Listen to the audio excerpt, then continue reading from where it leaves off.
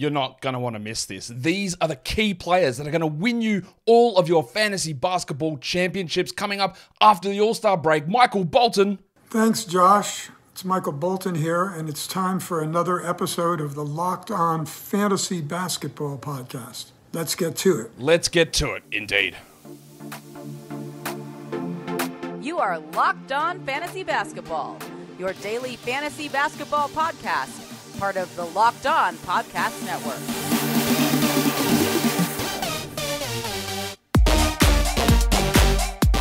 Hello and welcome to the Locked On Fantasy Basketball Podcast, brought to you by Basketball Monster. My name is league winner Josh Lloyd, and I'm going to send you blue hearts. I'm also the lead fantasy analyst at basketballmonster.com, and you can find me on Twitter as always at redrock_bball, on TikTok at redrock_bball, and on Instagram at Locked On Fantasy Basketball. Thank you for making Locked On Fantasy Basketball your first listen every day. We are free and we are available on all platforms. Go ahead and bang it out. Go and hit the thumbs up, hit the bell, leave your comments, and of course subscribe. And do it on both platforms, on audio and on video. And that's how you become a double banger. That's how you evolve from a single banger into a double banger. And we all love to evolve, don't we? So, obviously, as we are a minute and 20 seconds into this show, that was all garbage. Like, that's not true.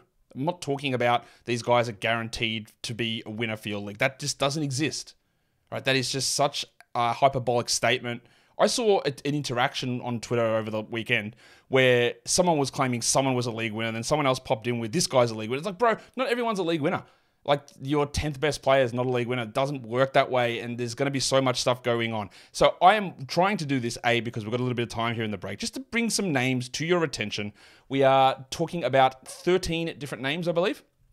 12 different main names with a little subsection there. So the top 12 players to win your fantasy basketball league. Just to give you an idea of some guys. Now, we need to just be nimble through the rest of this season because there are going to be injuries. There are going to be injuries, and there are going to be rotational changes. And we're going to see stuff in the next 3 days, I'd say, where it'll be at least one team that comes out and makes a determination of a change. We've already seen two before the break, Keontae and Scoot moving into the starting lineup rest of the season. And you'll get some things float through over the next few weeks. And then when those things happen, we need to be ready to make those adjustments. I could come out here and list probably 70 different players who could have an opportunity to be a 1 week guy that jumps into 12-team consideration. But I'm not going to do that because, again, that's pointless. It's confusing. That information stays in my head. That's not a fun place to be, so I don't need to put all that out into the open. What we're going to do is just go through a few names here that I think are worth monitoring how that situation can arise for them and where we view them or value them for fantasy basketball. Why did I say it that way? Basketball. All right, second half rises. So we're not talking about guys who are mainly rostered. We're talking about some guys that are available in a lot of spots. Now, I'm not going to go into depth in these guys, but these are the obvious ones. Keontae George, I just think he needs to be rostered. He's going to be the starter for Utah. Last game was awesome. Won't be that good every game, but he needs to be rostered. I've got the two Thompsons there. Now, Asar Thompson has an easier path for minutes. It depends what they do with old mate Mike Tyson's punch-out legend, Isaiah Stewart. I would suggest that maybe his role may not be as big as they would hope. I don't know. Anyway, he's bad. So hopefully Asar's able to get those minutes and Monty actually pulls his finger out and we get things going right. I've written two Rockets players there, Amen Thompson and Cam Whitmore, for the sole reason that I mentioned on the Wednesday recap show. Ime Udoka is not happy. He's very much angry with Jalen Green and the effort that he's giving, and he keeps saying that he's going to make a change. There are two ways they can make that change. Amen Thompson plays next to Fred VanVleet, where Amen is more of the point guard and Fred is more of the shooting guard. The Amen Şengün fit's a little weird, but they have to figure it out. Or the other one is they could start Cam Whitmore, put Dylan Brooks at the 2, Whitmore at the 3. I don't think that Tari Eason would be that option because, A, his health, but I think Amen and Cam do both have a shot to replace Jalen Green. Long term, it is no question to me at all that Amen and Cam are much better future prospects than Jalen. I've decided that. That's done. I'm sorted on that. But in terms of how they might not even bench Jalen, but if they do, it could be Amen, I think it would be, but it could be Cam for his offensive and shooting ability to slide in there. So we watch both of those ones. But again, we've been talking about Amen Thompson and Cam Whitmore for weeks. Obviously, Whitmore injured at the moment. Scoot Henderson's an obvious one too. He is starting for Portland. He will have some rough shooting nights, but it has improved. His free throws are up. His free throw percentage is up. His 3-point percentage is up. The problem is his 2-point percentage is in the toilet. I think he's going to be pretty strong, and I think that the Malcolm Brogdon situation is not going to be an issue for him moving forward. And the last one is Trey Mann, who I don't know whether LaMelo's coming back. He may not. Don't know. Just Trey Mann needs to be on a roster. Trey Mann can play next to LaMelo, and getting him in that Gordon Hayward trade, I think they just want to see, is he actually a future piece? I'm not convinced that he is, but he might be. So that's what we want to see with those guys. Some other real deep long shot players that I've got here. Kobe Buffkin. If for some reason Atlanta, there's an injury that occurs for DeJounte or for Trey or something down the stretch because they're not going anywhere and they don't, that's, again, it's a long shot, but if something happens, we've seen Buffkin at least get some minutes pre-deadline, like one game. He hasn't really played, but he'd be someone to watch. In Toronto, Jordan Nwora. Yes, he's a little bit buried at the moment, but it's not hard to see a situation where Barrett and his knee or Barnes gets sat down for the last 3 weeks of the season. That could happen with an injury. Any of that stuff could go on at some point there. And Nwora would be a guy who's got pretty high fantasy upside, but it's a lot to get there. And then 2 Wizards players, which is real deep stuff. Patrick Baldwin Jr. and Eugene Omoruyi. If Marvin Bagley gets hurt, huge opportunity there. If Kyle Kuzma gets shut down, again, huge opportunity there. Baldwin's a 3-point shooting, shot blocking rebounder. And Omoruyi just... It seems to, I don't know, he gives a ton of rebounds. He's not a very good shot blocker or anything as a center, but he can put up some numbers. But they're just some deeper league guys that I think that we can pay attention to in this setting. So we've got 13 names that we're going to talk about. Where should we go? Well, you know where we want to go. We all want to make sure that we are right there when it arises, and that is grade A Dick. Now, will the big fella get that opportunity? I think his ceiling is probably having a top 100 run this year. The thing about Dicky is that the guys that are in front of him are not long-term pieces on this team. And that's part of how you got to look at it. Is the team bad? Yeah, they're terrible. Are the guys in front of him long-term pieces? And no, it's Gary Trent, unrestricted free agent, and Bruce Brown, recently traded for a $25 million team option who's almost definitely gone in the offseason.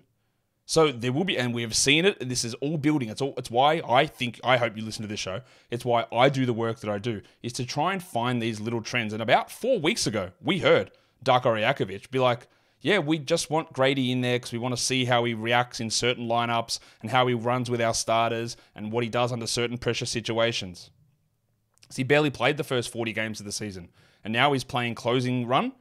And it's only a matter of time, literally might be 3 days, before they say grade A is going to start the rest of the season. He'll be shaky, but he's flash more assisting. He's big. He's got good size. He can shoot. I think he'll get usage pumped up at some point, and he can get some steals.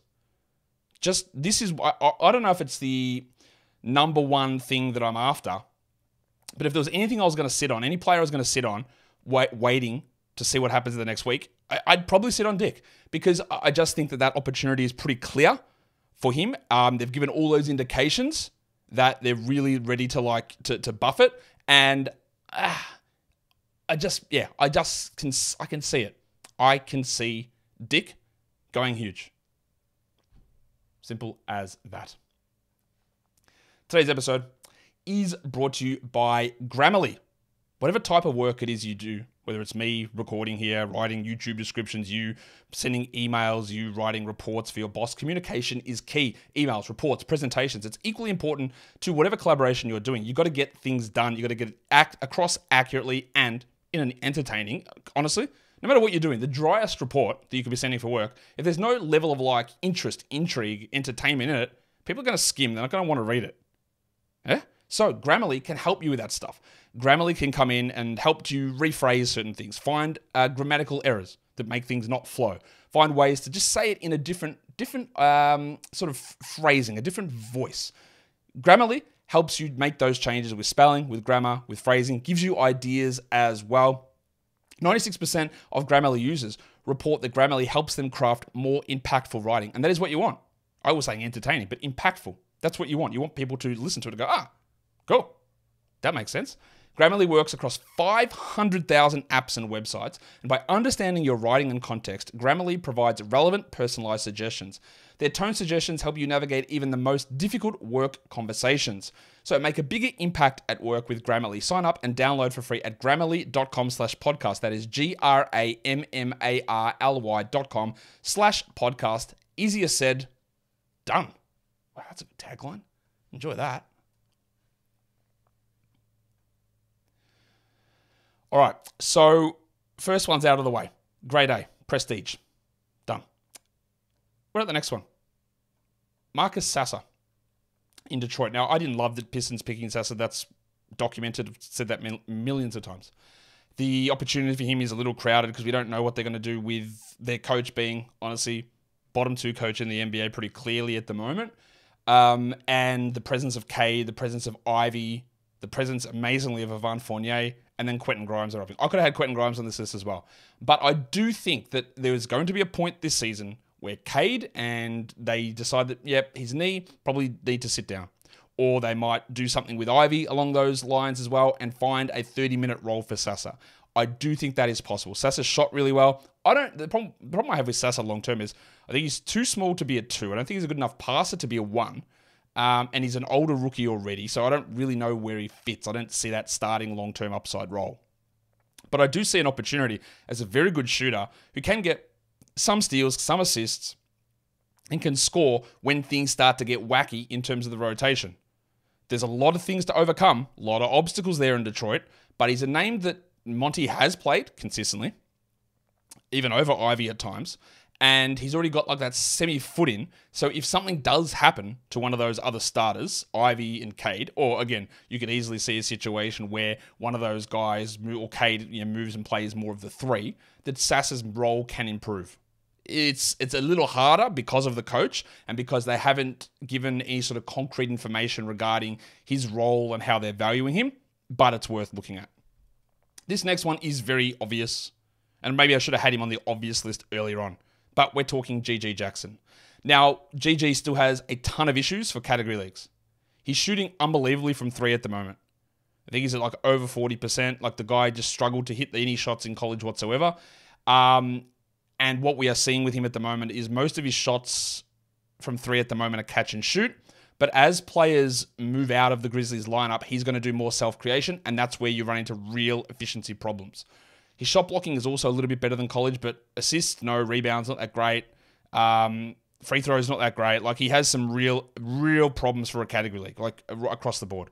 And he'll have good games, but a lot of stinkers too. The reason he's in here is that they will need people to create shots, because I'm telling you now, Jaren Jackson is not lasting the season. That's just not going to happen. They are consistently resting players every second game. Conchar, Kennard, Derrick Rose. They've got Scottie Pippen, who's now out injured as well. And there was an update on Desmond Bane and Marcus Smart. And I guess the way you read that update depends on what level of hopium/copium you have. But the update to me, from doing this for a long time, means one thing only. It means that Desmond Bane and Marcus Smart are not coming back in any meaningful way this season. That is, I don't really see another way that we can interpret those comments from Zach Kleiman. Because, again, you can very easily go in there and say, well, no, he said that they're doing some rehab and, that they're still working and working to get back. That's all true, right? I think with the way that the rules are put out there with the player participation policy and getting worried about fining for resting and all that sort of stuff, teams have got to be really cautious about the way that they approach this, right? They've got to be really cautious about that. But there was an article on Grind City Media talking about this, and this is what Kleiman said. He said, what we're doing is being very intentional about a championship window we see as open. Obviously, that is not this season. Right? So they're talking about, we've got to focus on next season. Yes, because that is when our championship window is there. So it is about what else can we find in terms of roster building the rest of the way as we go about putting together a team that competes for a championship next year and beyond. So they know what Desmond Bane is.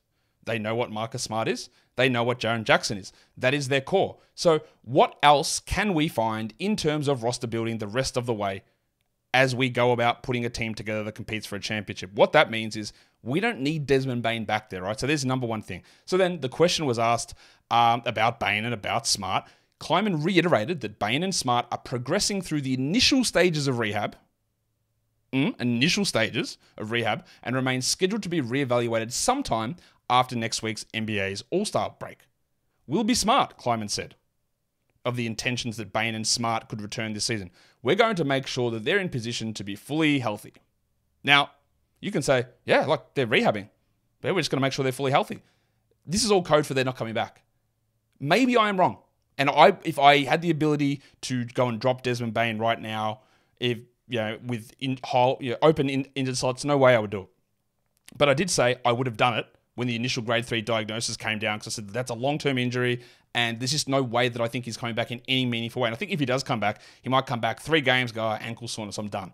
Marcus Smart might come back and go, knee soreness, I'm done. That is what I think will happen. They don't need to see these guys play. They need to preserve them for next season and see what other parts they can uncover this season that will be parts of the rotation next year. So all of that is to say that those guys might come back, but there is a lot of shot opportunities needed from GG. And if you're in a points league, it's great. Category league, it gets more iffy, but it's got to be really specific and intentional as to what team you're doing. But that brings me into the next guy, if I could go and find him. Oh, no, we won't get to that now. I've gone out of order. What a moron. I should have done it this way. Is this better? Nope. Oh, yes. I've already lost how to do podcasts in 2 days off. We're going to Jordan Goodwin because Jacob Gilead has 2 games left on his 2-way contract. They might convert him to a full-time contract. I wouldn't say he's done enough to suggest he should be. So he's got 2 games left. Scottie Pippen is out for 4 weeks. Jordan Goodwin's on a 10-day. That is true. But it's very easy for me to see Jordan Goodwin getting a rest-of-season contract. And if he does, this is a must-roster player. That's why the only reason he's here is like, let's just see. Because at the moment, he's got 7 days left of his contract. And then he can sign another 10 days, so there's 17 days left. I think he's going to be there the rest of the season. I think he's going to be the starting point guard the majority of the rest of the season as well. Get Pippen out. Gilead got 2 more games left. Goodwin gets you points, rebounds, assists, steals. He blocks shots okay. He can be an iffy shooter, but this is I almost should have put him on this is pretty obvious. And if you want to take flyers on guys, the path to this is so simple. Smart not returning. Bain not returning. Probably. Pippen out at least 4 weeks. Probably season done. Gilead literally 2 games left. Unless they change his contract.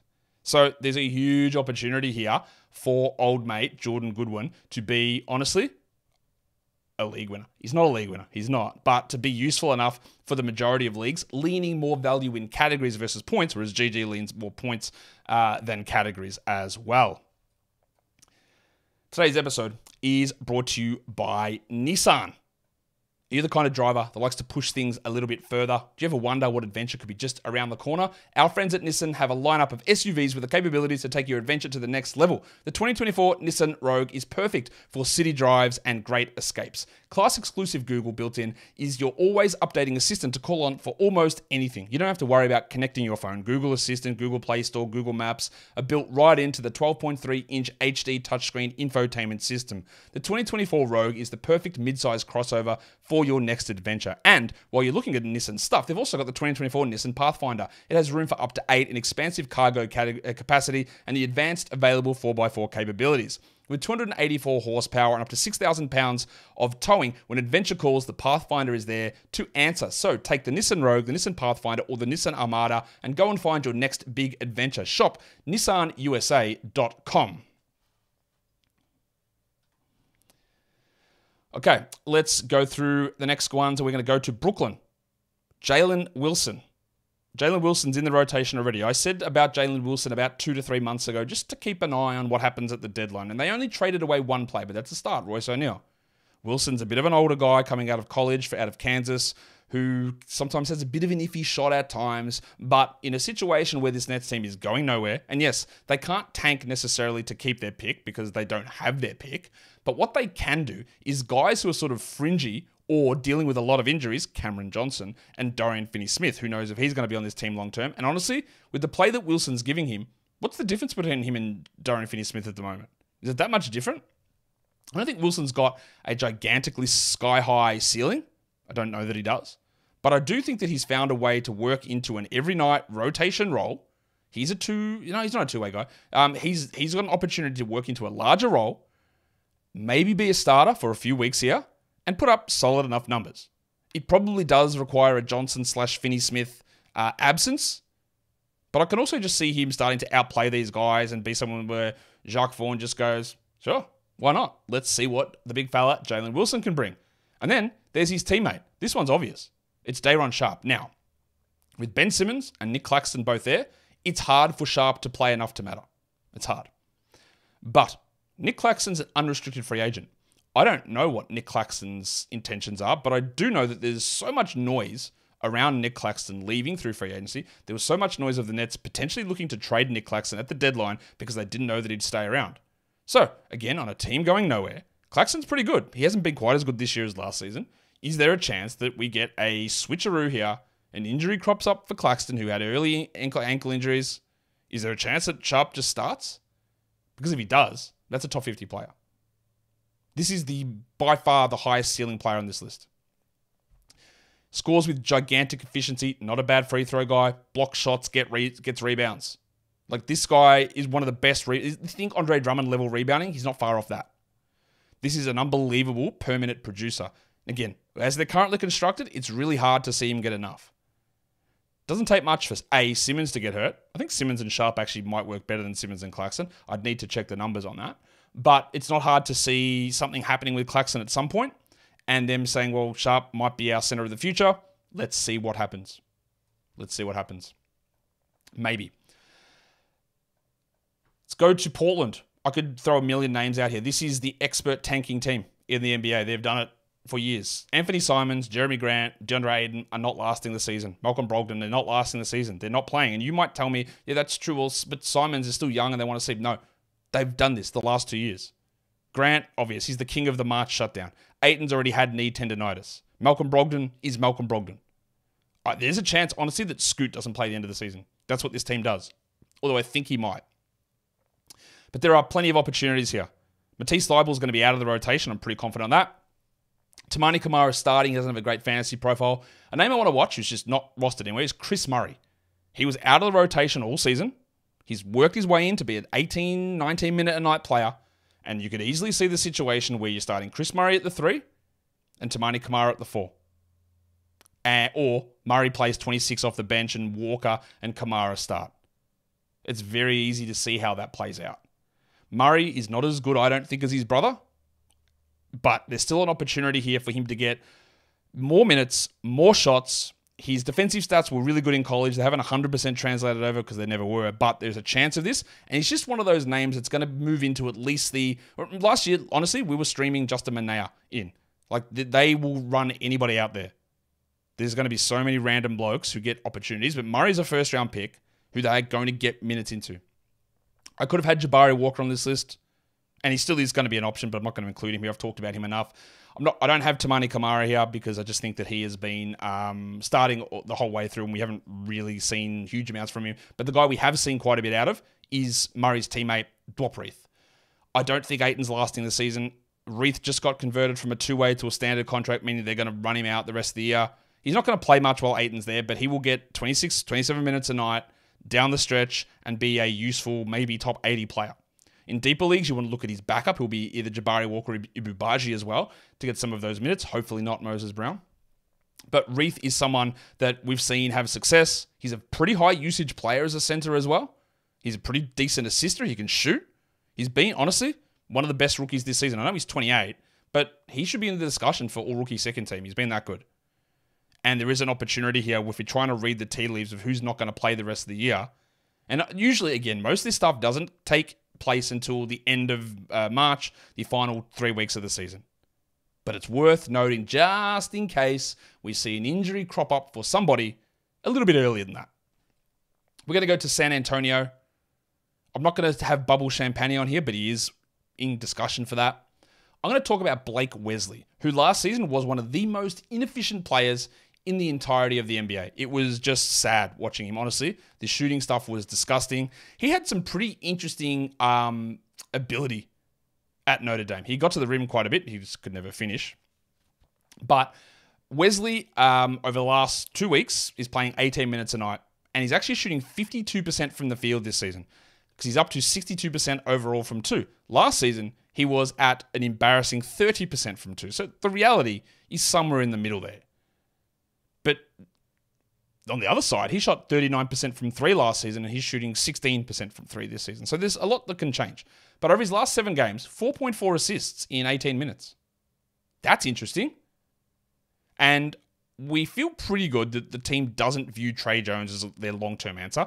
I don't think they view Blake Wesley as that either. But we saw in mid-January last season, which was preempted by Devin Vassell's knee surgery and them trying to get Wembanyama, which obviously worked, and that doesn't exist for this draft class.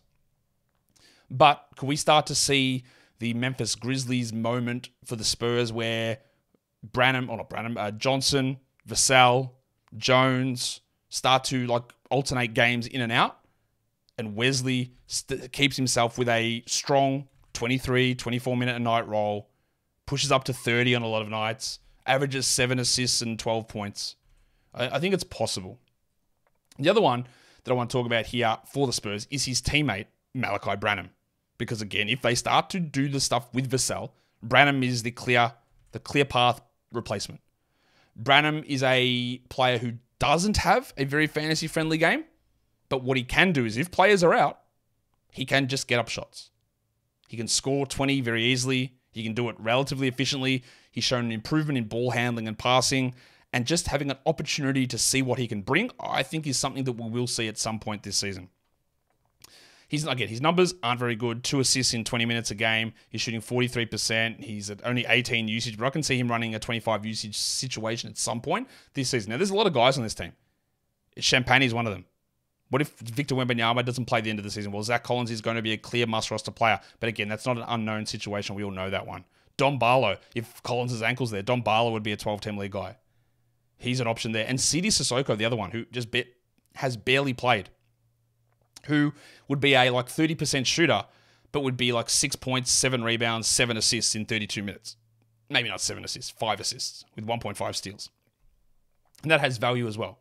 The Spurs have got Wesley, Branham, Sissoko, Champagny, Barlow as an alternate starting 5 that if they all started, you would roster all of them, I think, in 12-team leagues. And we just have to wait to see what happens. Again, I don't think that all of those things are going to happen. They're not all going to start together and not everyone's going to be shut down. But there are going to be injuries that get milked. There are going to be weirder rotation decisions that happen for the Spurs down the stretch here. I am pretty confident in saying that.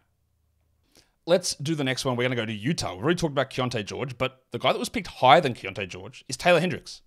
Hendricks we talked about this at the deadline, moving out Kelly Olynyk gives Hendricks a role, which he didn't have, and now he does. He's playing 18 minutes a night at the moment. That's not enough for us to care about. But what I have said since back in November, basically, is that if you do have a long-term stash ability, and I stashed him in one of the Locked On Fantasy Basketball Bowls waiting for March, just because I had that really, really deep bench. And this is when I thought that they were really terrible and they might trade John Collins, which that obviously hasn't happened. But Hendricks has a really strong fantasy game. Now, over the last 4 games, it hasn't, he's played good minutes, but 4 points, 13 usage, 35% shooting, half a steal, half a block. That's a little interesting. 5 rebounds. That's very interesting. They're big rebound numbers. 0.8 threes. Also, pretty interesting as a big guy. But 27% from 3, 50% from 2. They're rookie numbers. We need to bump those numbers up. And I think we can pretty easily. This is a guy that I think could be a double-digit scorer and double-digit rebounder who hits 1.5 threes, who gets, say, 0.6 steals, 2 assists, but 1.8 blocks.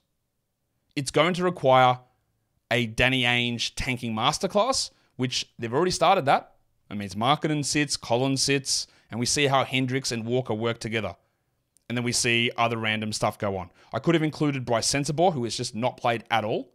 But Sensabaugh replacing Jordan Clarkson / whoever's playing at the 3, Taylor Horton-Tucker, he's going to have a moment this season, Sensabaugh. He is going to be a guy you go, oh my God, this guy is a bucket. Yeah, he is. And he's got the size to play the 3 and nobody else does. They could also roll out Luka Šamanić, who's bad, but that could be in the mix there too. So Hendricks, to a lesser extent Sensabaugh, are names just to watch, just in case there is an organizational coaching shift to suggest, let's see what Hendricks and Kessler can do together. What I'm impressed with Hendricks is that he is playing. 17, 19, 16, 16 minutes the last 2 games.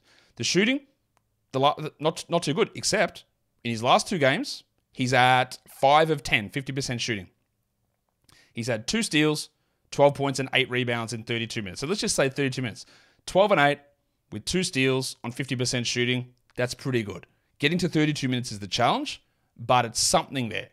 And lastly, I want to go to Washington. Now, I already said maybe Eugene Omoruyi, maybe Patrick Baldwin. I haven't even included Bilal Coulibaly on this list because Bilal's been getting 30 minutes a night. And if we see Kuzma / Poole shut down, Billard will be that guy. But we all know about Billard. I didn't include him on the obvious one because you don't need to grab him right now. But that's an obvious name. This one is one that makes me pretty ill, to be honest, because this man is dreadful. So I'm sorry to him and his family and whatever, because I know he's trying his best. But Johnny Davis, one of the worst top 10 draft picks in recent years. It was a bad pick when it was made. I didn't think it was this bad, but it was a terrible pick when it was made. And it's somehow gotten worse. Johnny Davis has played 23 games this season, 8 minutes a night, 2 points, 40% shooting, 0.3 assists. Even look at his per 36 splits. He's at 10, 4, and 1. 1.4 assists per 36. He's got 1.6 steals, but he can't shoot free throws for whatever reason. 57 from the line and 52 last season. That makes no sense because he was fine in college. But the problem is you go to his G League numbers. He's shooting 21% from 3 in the G League. 36% from the field. He's averaging 8.5 points in 28 minutes in the G League. 2 steals is nice, but he's trash. The thing is that this Wizards team might be really bad. And Poole, Jones, Wright's already gone, Kuzma, Avdia, Kispert. Kispert's one I could have had on this list as well, but again, it's pretty obvious. That role is sort of there. Davis, last season, was bad. But over his final 8 games of the season, 15-4-2, 7-8-1, 10-3-1, 16-6-3, 25-4 with a Richie Beno, 20-7 with 2 steals and 2 blocks, 16-4 and 13-8-8 with 2 steals. And that is a 12-team league player. Because they cleared everything out and said, let Johnny cook. Now, normally, if he's going to cook, you're getting a pretty disgusting meal back. But it's just a name to watch that people have written off. Rightfully so, you should have. This is the last opportunity, though, for Johnny Davis, I think, to have any meaningful run. And we just need to see if we get there or not. So, they were the 12 names that you need to know, plus 10 more, plus the other ones I mentioned in passing, to win your league, but not really. Just names to keep an eye on, and that's why we do this show every day. Why there is something happening every day in fantasy while we try and talk about, well, this guy just got hurt, that's weird. This rotation change has happened, that's weird. They've shut down these guys that I didn't expect, and 4 guys, well, that's where we need to be on top of this stuff. But that just gives you an idea of some of the names that I'm looking at, paying attention to. I'm not saying to go out and stash it, although I think, stuffing Dick onto your lineup might be, it's probably not. But if I'm expecting one thing to happen post-break, it's to be, like in the next 3 days, to be like, yeah, we're going to be really prioritizing Dick here. Like, I don't know why I feel that, but I do feel that we might get that with Gradey. So just be cautious and aware. So hit the thumbs up, subscribe, leave your comments down below. Go check out and double bang, audio, video, all that stuff. And I hope you guys have enjoyed what's happened at All-Star. I haven't watched a single second of anything because I'm just trying to have a break. But here we are recording this, and I hope you guys enjoy it. Thank you so much for watching, everyone. See ya.